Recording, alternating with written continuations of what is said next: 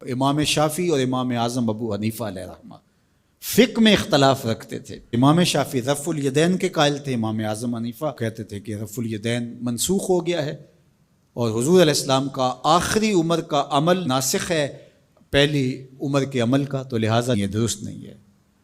لیکن امام شافعی کہتے تھے میرے پاس یہ دلائل ہیں۔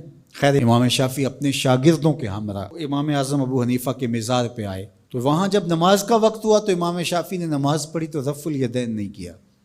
تو شاگردوں نے بعد میں سوال کیا کہ حضرت رفع الیدین نہیں کیا، فرمایا اتنے بڑے امام کے سامنے مجھے اپنی تحقیق پہ عمل کرتے شرم آتی۔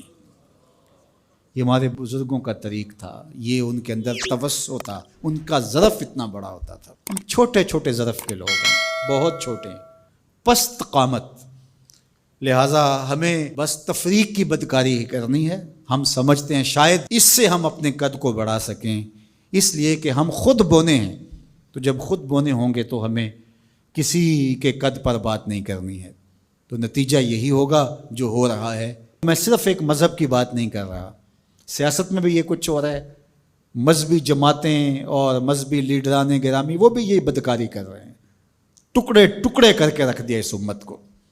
کتنا دل دکھا ہوگا رسول اللہ کا گنبد خضرا میں، یا ایھا المدثر، کہ جس طرح وہ کبھی پرندہ دیکھا آپ نے کہ ایک ایک تنکا اٹھا کر کے لاتا ہے اور پھر وہ گھونسلہ بناتا ہے، تو کہا مدثر کا ایک مفہوم یہ بھی ہے کہ تنکا تنکا کر کے امت کو جوڑنے والے محبوب۔